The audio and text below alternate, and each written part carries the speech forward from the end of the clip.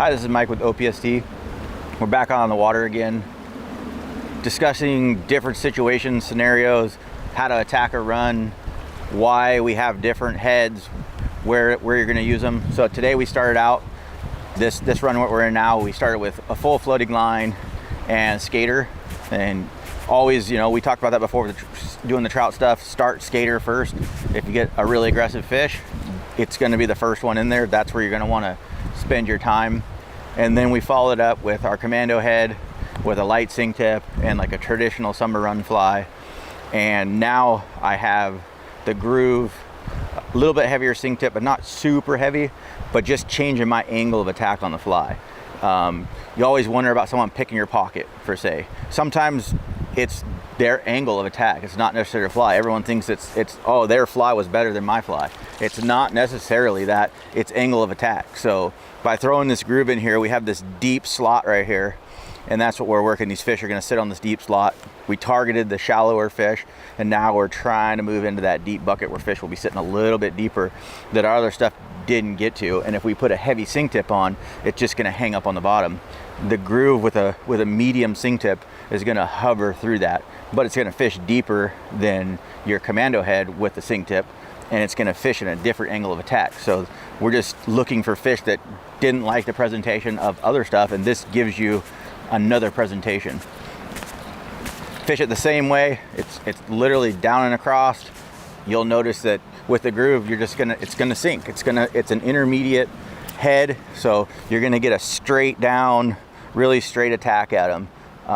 I don't spend too much time in the summertime with this casting straight across. I cast more down because across is going to drag and belly up.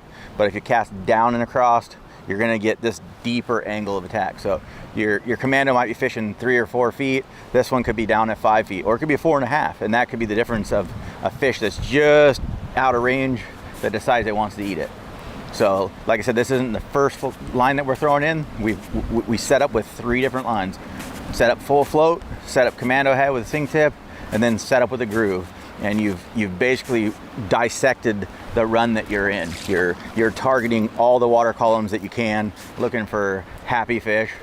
Trout fishing, steelhead fishing, it's the same thing. It's all about angle of attack. And you'll be surprised. One of these waves will all of a sudden start getting bites, and you're like, well, I already ran basically the same fly through there, but you didn't get to where that fish was looking. This just gives you another option to show that fish something else. So intermediate heads, this is the Groove. They kind of scare people off. People think they're made for dredging. They think they're made for wintertime fishing super deep. Intermediate lines sink basically at 1 to 2 inches per second. So they're a very slow sinking line. You can put a super heavy tip on there, get a little bit deeper, but it's only going to be a foot or 2 difference.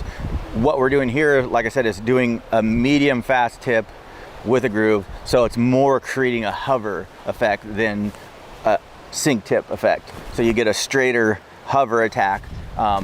They work great in the wintertime, but they work well in the summertime. And like I said, if you're running water that people are fishing heavily and they're running floating lines and they're running sink tips, this just gives you a different presentation.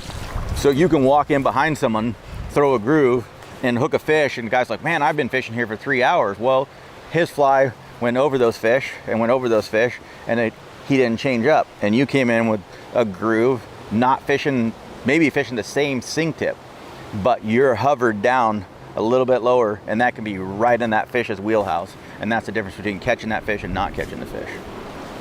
So we're still talking about the Groove here. Some of the other aspects that I haven't talked about yet is the sink rate of the intermediate versus floating. So on our Groove, we have intermediate in the front, and they're still floating in the back. It's 1/3 floating, 2/3 intermediate. So again, that changes your angle of attack too. If you were to get a full intermediate line, your mono, everything's gonna sink down. You're gonna fish a totally different presentation. It's gonna be a little bit harder to cast also because you gotta get it out of the water. By having it, the 1/3 of floating in the back, it pulls up really easy for the cast, and it's also a high vis, so you can see it. It'll stick out even though that most of your line is underwater, so you'll know where you're tracking. You can follow it easily, and it changes that angle of attack just a little bit more. Versus if you had a full intermediate line chances are you're gonna hang up the belly of your head versus this is gonna get more of a tip attack. So, and we're talking about casting an intermediate line. Lots of people struggle with it. They don't like it. It's dragging in the water. There was a lot of thought put into this by doing 1/3 of floating. That just on your cast, it helps lift the whole line up. It gives you a good indicator spot, but it also lifts it up and keeps it a little higher. And I think you'll find that these grooves cast really easy. I've cast other intermediate heads, and to be honest, I didn't like intermediates. And then once I did this groove with a setup like this, it's much cleaner. Your casts don't change. You're gonna cast it just like you're gonna cast a floating line. It'll act and respond like a floating line, which is a high compliment to an intermediate line, because the argument is that intermediate line stuck in the water. I can't time my cast, I can't get it out, I can't pull it out.